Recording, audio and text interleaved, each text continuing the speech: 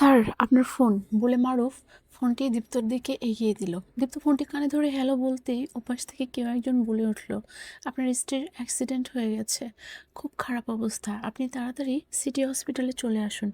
কথা শোনার পর দীপ্তর চেহারায় কোনো ভাবান্তর দেখা গেল না। দীপ্ত ঠান্ডা গলায় বলল, ও যখন মরে যাবে তখন আমাকে ফোন করে জানাবেন, তার আগে নয়, বলে ফোনটা কেটে দিল। কি বলল? অ্যাম্বুলেন্সে থাকা অপর লোকটি জিজ্ঞেস করলো। গাড়ির ভিতরে রক্তাক্ত অবস্থায় শুয়ে থাকা মেয়েটির দিকে দেখিয়ে প্রথম লোকটি বলল, মেয়েটি মনে হয় খুবই হতভাগী। মেয়েটার অ্যাক্সিডেন্টের খবর শুনে ওর বর দুঃখ পাওয়া তো দূর, উল্টো বলল ও মারা যাবার আগে যেন ফোন না করি। দীপ্তর অ্যাসিস্ট্যান্ট মারুফ বলল, স্যার, ম্যামের অবস্থা হয়তো সত্যি খুব আশঙ্কাজনক, আপনি কি একবার হসপিটালে যাবেন? না, দৃঢ় কণ্ঠে বলল দীপ্ত, আমার এত সময় নেই এসব ন্যাকামো দেখার মতো। একটু পরে ফিনল্যান্ডের কোম্পানির সাথে আমাদের একটা মিটিং আছে। প্রেজেন্টেশনটা রেডি তো? জি স্যার, রবিন সাহেব ওই দিকটা সামলাবেন। তুমি এক কাজ করো, রবিনকে আমার রুমে পাঠিয়ে দাও। ইয়েস স্যার, বলে মারুফ দীপ্তর রুম থেকে বেরিয়ে গেল। দীপ্ত স্যারের স্ত্রী আয়রা ম্যামের জন্য মারুফের বেশ খারাপই লাগে। মেয়েটা স্বামীর অ্যাটেনশন পাওয়ার জন্য কত কিছুই না করে, কিন্তু তার স্বামীর তো সেদিকে কোনো খেয়ালই নেই। দীপ্ত স্যার মানুষটা ভালো, সবার সাথে খুব ভালো আচরণ করেন, শুধু আয়রা ম্যামের সাথে কেন যে এরকম শীতল আচরণ করেন মারুফ ভেবে পায় না। সিটি হসপিটালের 302 নম্বর ক্যাবিনের বেডে বসে আছে আয়রা। আয়রার পাশে আছে ওর প্রিয় বন্ধু অর্ণব। কয়েকদিন একটানা হসপিটালে থাকার পর ডক্টর আজকে আয়রাকে ডিসচার্জ করে দিল। অন্য কাটাছেঁড়াগুলো সেরে উঠলেও বাম হাতটাতে প্লাস্টার লাগানো রয়েছে। বাম হাতটা ভেঙে গিয়েছিল। মারুফ হসপিটালের ফর্মালিটি শেষ করে আয়রার কেবিনে ঢুকে বলল, চলুন ম্যাম। আয়রা অর্ণবের কাছ থেকে বিদায় নিয়ে গাড়িতে গিয়ে বসলো। 1 ঘন্টার মধ্যে গাড়ি চৌধুরী ভিলার সামনে এসে থামলো। রিহানা আন্টি ভিলার বাইরে এসে আয়রার হাত ধরে ভিলার ভেতরে প্রবেশ করলো। আয়রার কি কি লাগবে সব সুন্দর করে গুছিয়ে দিল। এই বাড়িটাতে রিহানা আন্টি তার সবচেয়ে কাছের। রিহানা আন্টি আয়রাকে মেয়ের মতো স্নেহ করেন। আয়রার ক্ষুধা পেয়েছে, সে আবদারের সুরে রেহানা আন্টিকে উদ্দেশ্য করে বলল, আন্টি, আমার ক্ষুধা পেয়েছে, এক বাটি পাস্তা বানিয়ে এনে দাও না। এক্ষুনি আনছি, বলে 20 মিনিট পর এক বাটি পাস্তা নিয়ে রুমে ঢুকলো রিহানা আন্টি। আয়রা নাস্তা সেরে আয়নার সামনে গিয়ে দাঁড়ালো। আয়রাকে বিধ্বস্ত লাগছে দেখতে। কপালের কাছে কাটা দাগটা এখনো পুরোপুরি শুকিয়ে যায়নি। হাতে প্লাস্টার লাগানো, দেখতে নিজেকে নিজেরই অদ্ভুত লাগছে। এমন সময় দীপ্ত রুমের দরজা ঠেলে ভেতরে ঢুকলো। দীপ্ত জানতো তার স্ত্রী আজকে হসপিটাল থেকে বাড়ি ফিরবে। মারুফকে দীপ্ত পাঠিয়েছিল আয়রাকে আনতে, কিন্তু আয়রা যতদিন হসপিটালে ছিল সে একবারও আয়রাকে দেখতে যায়নি বা ফোন করে খোঁজও নেয়নি। দীপ্ত রুমে ঢুকে হাতের ব্যাগটা সোফার এক পাশে রেখে আয়রার দিকে তাচ্ছিল্য করে তাকিয়ে বলল, খুব তাড়াতাড়ি চলে এলে। আয়রা কিছু বলল না, শুধু দীপ্তর মুখের দিকে তাকিয়ে থাকলো। আয়রার দৃষ্টিতে কি ছিল দীপ্ত জানে না, তবে বেশিক্ষণ দীপ্ত সে দৃষ্টির সামনে দাঁড়িয়ে থাকতে পারল না। গায়ের কোটটা খুলে খাটের উপর রেখে শাওয়ার নেওয়ার জন্য দীপ্ত ওয়াশরুমে ঢুকলো। আয়রাও রুম থেকে বের হয়ে গেল। এই মানুষটার সাথে এক রুমে সে আর থাকতে চায় না, এমনকি এক বাড়িতেও থাকতে চায় না। কিন্তু আয়রা যাবে তো যাবে কোথায়? এই জগতে তার যে কেউ নেই। তার যখন 8 বছর বয়স তখন তার বাবা মারা যায়। বাবা মারা যাবার পর মা আয়রাকে বুকে আঁকড়ে ধরে বেঁচেছিলেন। আয়রাকে বিয়ে দিয়ে 1 বছরের মাথায় মাও মারা যায়। সুখ তার কপালে বেশি দিন স্থায়ী হয় না। বাবা মাকে হারিয়ে যে স্বামীর মাঝে সুখ খুঁজে পেতে চাইলো, সে স্বামীও ধীরে ধীরে বদলে যেতে থাকলো। এসব ভাবতে ভাবতে আয়রা ছাদে চলে এলো। শাওয়ারের নিচে দাঁড়িয়ে বেশ কিছুক্ষণ ভিজলো দীপ্ত। শরীরের সব ক্লান্তি ধুয়ে মুছে যাচ্ছে, তবে দীপ্ত অন্য কথা ভাবছে। আয়রা তার সাথে একটাও কথা বলেনি এ পর্যন্ত, এমনকি হসপিটালে থাকাকালীন একবার ফোনও করেনি। অথচ তাদের বিয়ের 2 বছরে এমন কখনো হয়নি। দিনে কম করে হলেও আয়রা দীপ্তকে 3বার ফোন করতই। আর অফিসে কাজে দেশের বাইরে গেলে তো আরো বেশি করে ফোন করে খোঁজ খবর নিত। 3 বেলা ঠিক মতো খাবার খেয়েছে কিনা, রাতে ভালো ঘুম হয়েছে কিনা, রাস্তায় কোনো অসুবিধা হয়েছে কিনা এসব জিজ্ঞেস করে দীপ্তকে জ্বালিয়ে মারত। এ নিয়ে দীপ্ত আয়রার সাথে কম রাগ দেখায়নি, কিন্তু আয়রার একই কথা, আমি তোমার স্ত্রী, তুমি আমার একমাত্র স্বামী, আমি তোমার খোঁজ না নিলে কে নেবে তোমার খোঁজ বলো তো। দীপ্ত তখন বিরক্ত হয়ে ফোনটা কেটে দিত। তাতে আয়রার অবশ্য কিছু যায় আসে না। 2-3 ঘন্টা পর ঠিকই আবার নির্লজ্জের মতো ফোন করে দীপ্তর খবর নিত। সে আয়রা আজ এতদিন পরে তার সাথে দেখা হওয়ার পরও কোনো কথা বলল না, বরং অদ্ভুত একটা দৃষ্টিতে দীপ্তর দিকে তাকিয়েছিল। আয়রা হয়তো দীপ্তকে ফোন করেনি, কিন্তু দীপ্ত হতো আয়রাকে ফোন করেনি। দীপ্ত এই ব্যাপারটা বুঝতেও পারল না যে ফোন করে খোঁজ নেওয়াটা শুধু আয়রার একার দায়িত্ব না, স্ত্রীর খোঁজ নেওয়াটা দীপ্তর দায়িত্বের মধ্যেও পড়ে। গোসল শেষ করে ওয়াশরুম থেকে বের হয়ে দীপ্ত দেখলো আয়রার রুমে নেই। দীপ্তর ব্যাগ আর কোট সে যেখানে রেখেছিল সেখানেই পড়ে আছে। আজ আর কেউ সেগুলোকে যত্ন করে গুছিয়ে রাখেনি। দীপ্ত এ নিয়ে আর বেশি মাথা না ঘামিয়ে ল্যাপটপটা নিয়ে বসলো। বেশ কয়েকটা ডকুমেন্ট চেক করতে হবে, কয়েকটা মেল পাঠাতে হবে ফিনল্যান্ডের পার্টির কাছে। দীপ্তর কাজ শেষ হতে হতে বেশ রাত হয়ে গেল।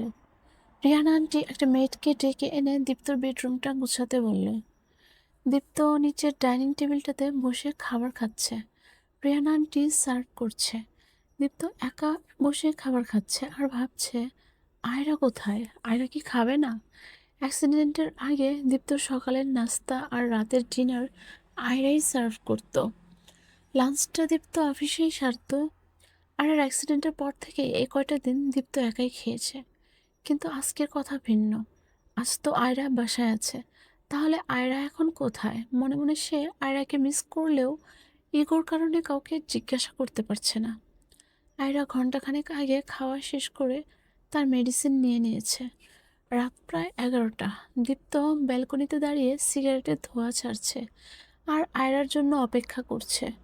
রুমের ব্যালকনি থেকে নিচের লনটা দেখা যায়। দীপ্ত এখন সেদিকেই তাকিয়ে আছে। লনের দোলনায় আয়রা বসে আছে। এত রাতে আয়রা লনে কি করছে? মনে হচ্ছে কারোর সাথে ফোনে কথা বলছে। দীপ্তর মনে হচ্ছে আয়রা দীপ্তর থেকে অ্যাটেনশন পাওয়ার জন্য ইচ্ছে করে দীপ্তকে ইগনোর করছে।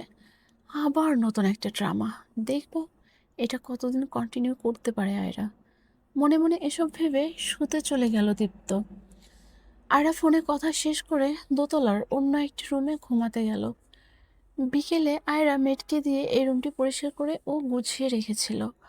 সকালে নাস্তার টেবিলে সাজিয়ে রাখা খাবারগুলোর দিকে তাকিয়ে আয়রা দেখল সব দীপ্তর পছন্দের খাবার। আয়রা রিহানা আন্টিকে উদ্দেশ্য করে বলল, আমি এগুলো খাবো না, আমার জন্য অন্য কিছু বানিয়ে আনো। কেন, এই খাবারে কি সমস্যা? দীপ্ত সিঁড়ি দিয়ে নামতে নামতে বলল, বিয়ের পর থেকে তো তুমি এসবই খেয়েছো। আয়রা দীপ্তর দিকে তাকিয়ে চোখে এবং গলায় নির্লিপ্ত ভাব নিয়ে বলল, হ্যাঁ, এতদিন আমি এসবই খেয়ে এসেছি, কিন্তু এখন আমার মুখের রুচি বদলে গেছে। দীপ্ত রাগান্বিতভাবে কিছু বলতে যাচ্ছিল, এমন সময় মেন রোড দিয়ে সঞ্চিতাকে ঢুকতে দেখা গেল। Hello everyone. যদিও সঞ্চিতা সবাইকে হ্যালো বলল, তবুও আয়রা সহ উপস্থিত সবাই বুঝতে পারলো এটা শুধু দীপ্তকে উদ্দেশ্য করে বলা। এই মেয়েটাকে আয়রা একদম সহ্য করতে পারে না। সবসময় দীপ্তর আশেপাশে থাকবে এবং সুযোগ পেলে দীপ্তর গায়ের উপর ঢলে পড়বে। এসো সঞ্চিতা, বসো। দীপ্ত একটা চেয়ার দেখে সেটাতে সঞ্চিতাকে বসতে বলল। সঞ্চিতা বসতে বসতে বলল, তোমরা সবাই ব্রেকফাস্ট করছো, মনে হচ্ছে সঠিক সময়ে চলে এসেছি। তুমি আবার অসময়ে কখন আসো? আয়রা কথাটা আস্তে বললেও সঞ্চিতা ঠিকই শুনতে পেল। বলল, এভাবে কেন বলছো? দীপ্তর কাছ থেকে শুনলাম যে তুমি কাল হসপিটাল থেকে বাড়ি এসেছো, তাই তোমাকে দেখতে এলাম। আচ্ছা, আমাকে দেখতে এসেছো, নাকি দীপ্ত যাতে আমার কাছাকাছি আসতে না পারে সেটা দেখতে এসেছো? বলে আয়রা চেয়ার ছেড়ে উঠে যাচ্ছিল। দীপ্ত আয়রার বাঁ হাতের ভাঙা জায়গাটায় খানিকটা জোরে চেপে ধরে বলল, কি ধরনের কথা বলছো সঞ্চিতার সাথে তুমি? ভদ্রভাবে কথা বলো ওর সাথে। ভাঙা হাতটাতে ওভাবে চাপ দিয়ে ধরে রাখার কারণে আয়রার বেশ কষ্ট হচ্ছিল। তবুও কোনো কথা না বলে দাঁতে দাঁত চেপে সে কান্না আটকানোর চেষ্টা করে যাচ্ছে। না, সে আর দীপ্তর সামনে কাঁদবে না, দুর্বল হবে না সে। আসলে সেদিন অ্যাম্বুলেন্সের লোকটাকে যখন দীপ্ত ওই কথাগুলো বলছিল, তখন আয়রার জ্ঞান ভালোই ছিল। আর তারপর যখন লোকগুলো নিজেদের মধ্যে বলাবলি করছিল যে ওর ভাগ্য কত খারাপ, এসব শুনতে শুনতে আয়রা জ্ঞান হারিয়ে ফেলে। একদিন পর আয়রার জ্ঞান ফিরলে আয়রা নিজের কাছে নিজেই প্রতিজ্ঞা করে যে স্বামীকে সে এতদিন মন প্রাণ দিয়ে ভালোবেসেছে আর বিনিময়ে আয়রা শুধু দুঃখ আর অবহেলায় পেয়ে এসেছে, সেই স্বামীকে সে মন থেকে মুছে ফেলবে। আয়রা আর চেষ্টা করবে না তার এই তাসের ঘরের সংসারটাকে টিকিয়ে রাখার। যেখানে আয়রা বাঁচুক বা মরুক তাতে কারো কিছু যায় আসে না, তাহলে কে তার জীবনে থাকলো কি না থাকলো তাতেও আয়রার কিছু যায় আসে না। এতদিন আয়রা অন্যের জন্য বেঁচেছে, এখন থেকে সে নিজের জন্য বাঁচবে। আয়রা কোনো কথা বলছে না দেখে ওর হাতটা ছেড়ে দিয়ে দীপ্ত বলল, সঞ্চিতাকে সরি বলো। আয়রা জেদি কণ্ঠে বলল, সরি? আর সঞ্চিতাকে? কখনো না। দীপ্তর ভীষণ রাগ হচ্ছিল, ইচ্ছে করছিল ঠাটিয়ে আয়রার গালে একটা থাপ্পড় লাগাতে, কিন্তু আয়রা অসুস্থ থাকায় দীপ্ত এরকম কিছু করলো না। তবে সে না খেয়ে অফিসের উদ্দেশ্যে বেরিয়ে পড়ল। সঞ্চিতাও অফিসে যাবে, তবে সে বের হওয়ার আগে একটু বাঁকা হেসে বলল, কি ভেবেছিলে দীপ্ত তোমার পক্ষ নেবে, নাকি তুমি আমাকে যা তা বলবে আর দীপ্ত তোমাকে কিছুই বলবে না? আয়রাও একইভাবে বাঁকা হেসে বলল, না, আমি এরকম কিচ্ছু ভাবিনি। আমি জানি তো ওকে তুমি খুব ভালোভাবে বশ করে রেখেছো, এজন্যই তো তোমার বিরুদ্ধে কোনো কথা দীপ্ত সহ্যই করতে পারে না। ধুর, কেন যে আমি এখানে দাঁড়িয়ে তোমার মতো একটা রুচিহীন মেয়ের সাথে কথা বলছি। কি বললে তুমি? আমি রুচিহীন মেয়ে? চেঁচিয়ে বলল সঞ্চিতা। তা নয় তো কি, যে মেয়ে বিবাহিত পুরুষের পিছনে হ্যাংলার মতো পড়ে থাকে তাকে আর যাই হোক রুচিশীল বলা চলে না। যাও, আমার ব্যবহার করা সেকেন্ড হ্যান্ড জিনিসটা তোমাকে দিয়েই দিলাম। সঞ্চিতা দ্বিগুণ রেগে কিছু বলতেই যাচ্ছিল, এমন সময় বাইরে দীপ্তর গাড়ির হর্ন শোনা গেল। আয়রা ওকে থামিয়ে দিয়ে বলল, ঝগড়া করে এখানে সময় নষ্ট করবে নাকি অফিসে যাবে?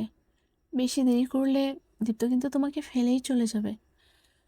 সঞ্চিতার যেন হুঁশ ফিরল।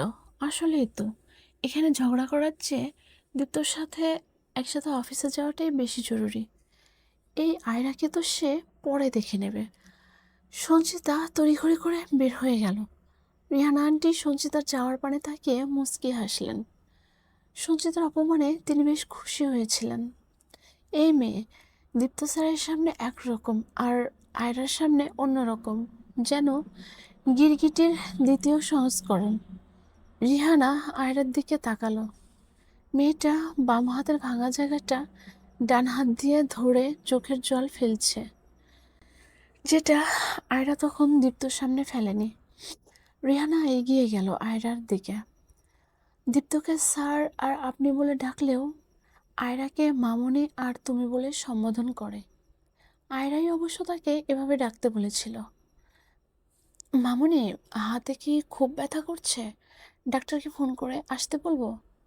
না আন্টি, আসতে হবে না, আমি পেন কিলার খেয়ে নেব। রিয়ানা আবার বলল, তুমি স্যারের উপর রাগ করো না, আসলে শব্দসই শুনছি তার, সেই স্যারের মাথাটা চিবিয়ে খাচ্ছে। কেন আন্টি, তোমার স্যার কি অন্ধ? সে কি কিছুই দেখতে পায় না? আচ্ছা, ওসব কথা না হয় বাদই দিলাম, সে কি আমার হাতের অবস্থাটাও দেখতে পায় না? তোমার স্যার কিভাবে পারলো আমার হাতটাকে এভাবে চেপে ধরতে? সে কি আদতেও মানুষ, নাকি সে আমাকেই মানুষ মনে করে না? রিহানা এ কথার কোনো জবাব দিতে পারল না। কী বা বলবে সে আয়রাকে? সে তো সব নিজের চোখেই দেখতে পাচ্ছে। 2 বছর আগে দীপ্ত স্যারের মা মিসেস নাজমা বেগম যখন নিজে পছন্দ করে আয়রাকে এ বাড়ির ছোট বউ করে আনতে চাইলেন, তখন দীপ্ত স্যার আপত্তি করেননি এই বিয়েতে। বেশ খুশি দেখাচ্ছিল তাকে। বলেছিল, মা, আমার আলাদা করে কোনো পছন্দ নেই, তোমার যখন ওকে পছন্দ হয়েছে আমি তোমার পছন্দের মেয়েকেই বিয়ে করব। নাজমা বেগম ছেলের কথা শুনে খুবই খুশি হয়েছিলেন। পরের মাসেই তিনি বিয়ের দিন তারিখ ঠিক করেন। মহা ধুমধাম করে নাজমা বেগম বিয়ে দেন ছোট ছেলের। সঞ্চিতাকে নাজমা বেগম আগে থেকে চিনতেন, তার বড় বৌমার ছোট বোন সঞ্চিতা। মেয়েটাকে নাজমা বেগমের খুব একটা পছন্দ ছিল না, কিন্তু আজ নাজমা বেগমের অনুপস্থিতিতে সেই মেয়েই তার ছোট ছেলের ঘর ভাঙতে চলেছে। কি হলো, এত দেরি করলে কেন? সঞ্চিতাকে আসতে দেখে দীপ্ত বলল। ওহো, আর বলো না, তোমার পিছন পিছন কিছু দূর এসে দেখি ফোনটা হাতে নেই। ডাইনিং টেবিলে ভুলে ফেলে এসেছিলাম, ওটা আনতে গিয়েই এত দেরি হলো, বলল সঞ্চিতা। হুম, ছোট্ট করে জবাব দিল দীপ্ত। ড্রাইভার গাড়ি স্টার্ট দিল। তুমি আয়রার কথায় কিছু মনে করো না। কথাটা শুনে দীপ্ত ঘাড় ঘুরিয়ে পাশের সিটে বসে থাকা সঞ্চিতার দিকে তাকালো। আসলে আয়রা হয়তো আমাকে ওভাবে বলতে চায়নি, তুমি শুধু শুধু ওর সাথে রাগ দেখিয়ে না খেয়ে চলে এলে। সঞ্চিতার জন্য মায়া লাগছে দীপ্তর। মেয়েটা এত সহজ সরল, কিন্তু আয়রা কেন যে ওকে সহ্য করতে পারে না কে জানে। দীপ্ত তো আর জানে না সহজ সরল মুখোশের আড়ালে সঞ্চিতা একটা আস্ত ডাইনি। সে দীপ্তর সামনে আয়রার দোষগুলোকে এমনভাবে ঢাকার চেষ্টা করে যাতে সেটা আরও প্রকাশিত হয়ে পড়ে। শুধুমাত্র সঞ্চিতার কারণে দীপ্ত আর আয়রার সম্পর্ক এতটা খারাপ হয়ে গেছে। বিয়ের প্রথম বছর আয়রার শাশুড়ি যতদিন এ বাড়িতে ছিলেন, সঞ্চিতাকে তিনি দীপ্ত আর আয়রার কাছে ঘেঁষতে দিতেন না। তখন আয়রা আর দীপ্তর সম্পর্ক বেশ ভালোই ছিল। এরপর বছরখানেক আগে দীপ্তর বাবা সোয়াইব চৌধুরী সিদ্ধান্ত নিলেন তিনি গ্রামের মধ্যে যে মস্ত বাংলোটা আছে ওখানে জীবনের বাকি দিনগুলো কাটাবেন। দীপ্তর বড় ভাই ঈশান স্ত্রী সহ অনেক আগেই বিদেশে সেটেল হয়ে গেছে, আর দেশে ফেরার সম্ভাবনা নেই বললেই চলে। তাই দীপ্তর হাতে ব্যবসার সব দায়িত্ব বুঝিয়ে দিয়ে সোয়েব চৌধুরী অবসর নেন।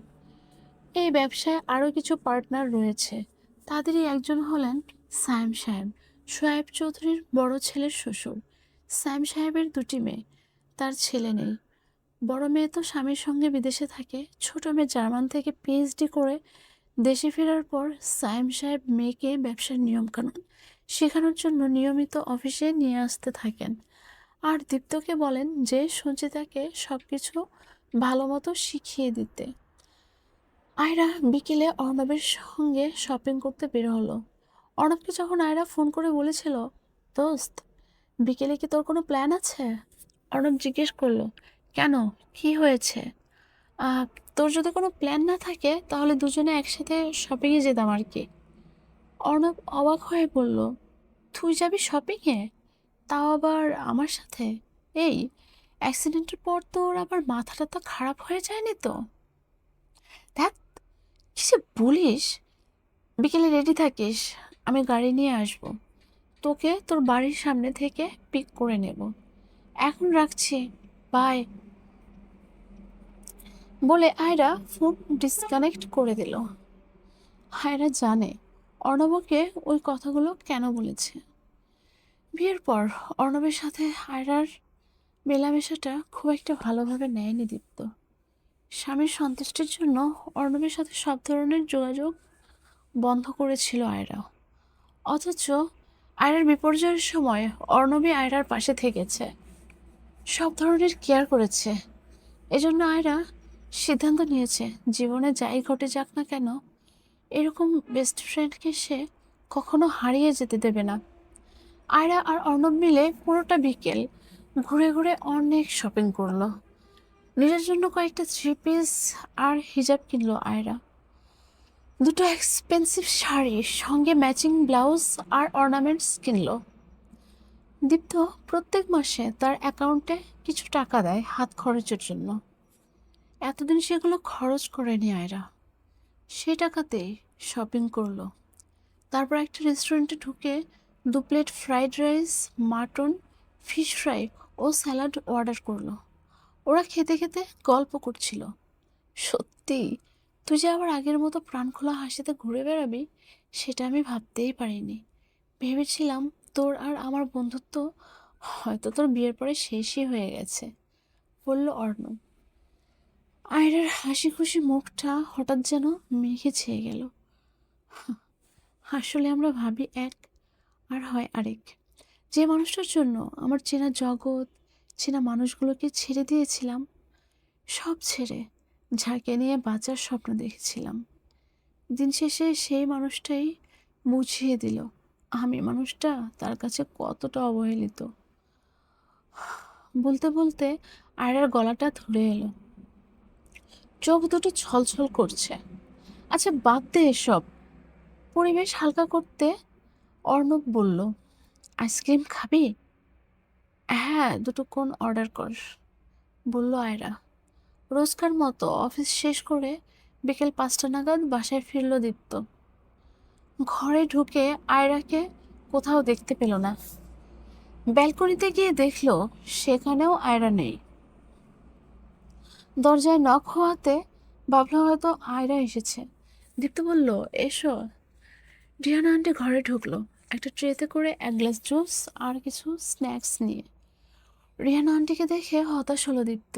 জিজ্ঞেস করলো, আয়রা কোথায়? আয়রা মামুনি তো একটু বেরিয়েছে। কোথায় গেছে, বলেছে কিছু? হ্যাঁ, বললো তো শপিংয়ে যাবে। কেন স্যার, মামুনি আপনাকে কিছু বলেনি? এই প্রশ্নটায় চমকালো দীপ্ত। সত্যি তো, আয়রা তাকে বলে যায়নি। গত 2 বছরে এমন কখনো হয়নি যে আয়রা তাকে না বলে কোথাও গিয়েছে। দীপ্ত বিরস মুখে রিহানা আন্টিকে বলল, আচ্ছা আন্টি, আপনি এখন যান। রিহানা রুম থেকে বের হয়ে গেল। দীপ্ত শাওয়ার শেষ করে ল্যাপটপ নিয়ে বসলো। কিছুক্ষণ কাজ করার পর সে আর কাজে মন দিতে পারছিল না। সন্ধ্যা হয়ে গেছে, আয়রা এখনো ফিরছে না। আর থাকতে না পেরে দীপ্ত আয়রার ফোনে ফোন করলো। একবার রিং হতে অপর প্রান্ত থেকে ফোনটা কেটে গেল। দীপ্ত আবার ফোন করলো, কিন্তু আয়রা ফোন রিসিভ করলো না। দীপ্তর মেজাজ খারাপ হচ্ছিল। যেহেতু আয়রা সামনে নেই, তাই তাকে রাগ দেখাতেও পারছিল না। ঘরের ভেতরের 4 দেয়ালে আর ভালো লাগছিল না, তাই নিচের লনে চলে গেল দীপ্ত। কিছু না হোক, সেখানে পায়চারি করে সময় কাটানো যাবে। আয়রা শপিং থেকে ফিরলে দীপ্তর চোখেও পড়বে। রাত প্রায় 9টার দিকে আয়রার গাড়ি বাড়িতে ঢুকলো। আয়রার হাতে অনেকগুলো শপিং ব্যাগ। ভালোই শপিং করেছে আজকে, মনে মনে ভাবলো দীপ্ত। সামান্য একটু হাসলো। তবে আয়রা দীপ্তকে খেয়াল করেনি। সে সোজা বাড়ির ভেতরে ঢুকে গেল। দীপ্ত আরও খানিকটা পায়চারি করে তারপর বাড়ির ভেতরে গেল। আয়রা নিশ্চয়ই ফ্রেশ হয়ে খাবার টেবিলে দীপ্তর জন্য অপেক্ষা করছে, এমনটাই ভেবেছিল দীপ্ত। কিন্তু ডাইনিং টেবিলে তো কেউ নেই। রিহানা আন্টি দীপ্তকে দেখে বললেন, স্যার, খাবার দেবো কি টেবিলে? হ্যাঁ দাও, বলল দীপ্ত। খাবার সামনে নিয়ে দীপ্ত আয়রার জন্য আরও খানিকক্ষণ অপেক্ষা করে রিহানা আন্টিকে উদ্দেশ্য করে বলল, আয়রাকে ডেকে আনো, ও এত দেরি করছে কেন? মামুনি তো বলল সে বাইরে থেকে খেয়ে এসেছে, এখন আর খাবে না, বলল রিহানা। কি? ও বাইরে থেকে খেয়ে এসেছে? আশ্চর্যের চরম সীমায় পৌঁছে গেল দীপ্ত। হ্যাঁ, মামুনি তো তাই বলে গেল। দীপ্তর মনে হলো ওর ক্ষুধাটা যেন মরে গেছে। আর কিছু মুখে দিতে ইচ্ছে করলো না। 1 গ্লাস পানি পান করে দীপ্ত উঠে পড়ল। খাবারগুলো সরিয়ে ফেল। রিহানা বলল, সে কি স্যার, আপনি তো কিছুই খেলেন না? দীপ্ত কোনো জবাব দিল না। সে দ্রুত পায়ে নিজের রুমে চলে গেল। গিয়ে দেখলো আয়রা রুমে নেই। এত রাতে আবার কোথায় গেল? চিৎকার করে মেয়েটকে ডাকলো দীপ্ত। একজন কাজের মহিলা কাছাকাছিই ছিল। সে দীপ্তর সামনে এসে দাঁড়ালো। তোমাদের ম্যাম কোথায়? তাকে দেখতে পেয়ে দীপ্ত জিজ্ঞেস করলো, স্যার, ম্যাম তো ওই রুমে থাকছেন। দীপ্তর রুম থেকে খানিকটা দূরে ডান দিকের একটা রুমের দিকে আঙুল তুলে দেখালো মহিলাটি। কালকেও তো ম্যাম ওই রুমেই ছিলেন। মহিলাটি আবার বলল। দীপ্তর যেন মাথায় বাজ পড়ল। আলাদা রুমে থাকতে শুরু করেছে আয়রা, তাও আবার গত রাত থেকে। দীপ্ত গত রাতে আগেই শুয়ে পড়েছিল, কিছুক্ষণ পরে ঘুমিয়েও পড়েছিল। আর আজ সকালে যখন ঘুম থেকে উঠেছিল তখনও আয়রাকে দেখেনি। ভেবেছিল আয়রা তো সকাল সকাল ঘুম থেকে উঠে। তাই দীপ্তর মাথাতে কথা আসেইনি যে আয়রা অন্য রুমে ঘুমিয়েছে। আয়রার এই পরিবর্তনগুলো যেন দীপ্তকে ভেতর থেকে নাড়িয়ে দিচ্ছে। হসপিটাল থেকে আসার পর আয়রা দীপ্তর সাথে খুব একটা কথাই বলেনি। দীপ্তও যে কথা বলার চেষ্টা করেছে তেমন নয়। আসলে দীপ্ত ভেবেছিল সে আয়রার সাথে যত খারাপ আচরণই করুক না কেন, আয়রা আবার কিছুক্ষণ পরেই তার কাছে আসবে আর উল্টো দীপ্তকেই সরি বলবে। কিন্তু এখন সে কোন আয়রাকে দেখছে? সে কি কোনো দুঃস্বপ্ন দেখছে? তার বুকে মুখ না গুজলে যে মেয়ের ঘুম আসতো না, সেই মেয়ে আলাদা রুমে ঘুমাতে গেছে। কথা যেন তার বিশ্বাসই হতে চাচ্ছে না। মেড মহিলাটি যে রুমটা দেখিয়ে দিয়ে গেছে সেই রুমের দিকে তাকালো দীপ্ত। দরজার নিচ দিয়ে আলো দেখা যাচ্ছে, তার মানে আয়রা এখনো ঘুমায়নি।